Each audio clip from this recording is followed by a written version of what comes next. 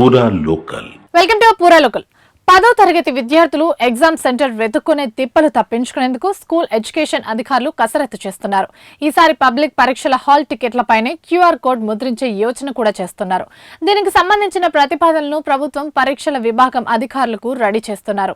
దీంతో సెంటర్లను సులభంగా గుర్తించే అవకాశాలున్నాయి. రాష్ట్ర వ్యాప్తంగా 10వ తరగతి పబ్లిక్ పరీక్షలు మార్చి 14 నుంచి ఏప్రిల్ 16 వరకు జరగనున్నాయి. ఈ పరీక్షల కోసం ఇప్పటికే 5,27,000 మంది విద్యార్థులు సిద్ధంగా ఉన్నారు. వీరందరికీ ఇబ్బంది కలగకుండా ఉండేలా హాల్ టికెట్లపై క్యూఆర్ కోడ్ ప్రయోగాన్ని అమలు చేయాలని అధికారులు చూస్తున్నారు. స్మార్ట్ ఫోన్ తో ఆ కోడ్ ను స్కాన్ చేయగానే గూగుల్ మ్యాప్ ద్వారా పరీక్ష కేంద్ర లొకేషన్ తెలిసేలా చర్యలు చేపడుతున్నారు. గ్రేటర్ హైదరాబాద్ పరిధితో పాటు పలు జిల్లాల కేంద్రాల్లో పరీక్షా కేంద్రాలను గుర్తించడం విద్యార్థులకు, పేరెంట్స్ కు సవాలుగా మారుతోంది. కొన్ని స్కూళ్ల పేర్లు ఒకేలా ఉండటంతో పాటు అడ్రస్ సరిగ్గా తెలియకపోవడంతో పరీక్ష రోజు విద్యార్థులు టెన్షన్ పడుతున్నారు. ఈ సమస్యకు చెక్ పెట్టేందుకే అధికారులు క్యూఆర్ కోడ్ టెక్నాలజీని వాడాలని భావిస్తున్నారు. ఇవి ఇప్పటివరకు అప్డేట్స్. మరిన్ని అప్డేట్స్ కోసం చూస్తూనే ఉండండి పూరా లోకల్.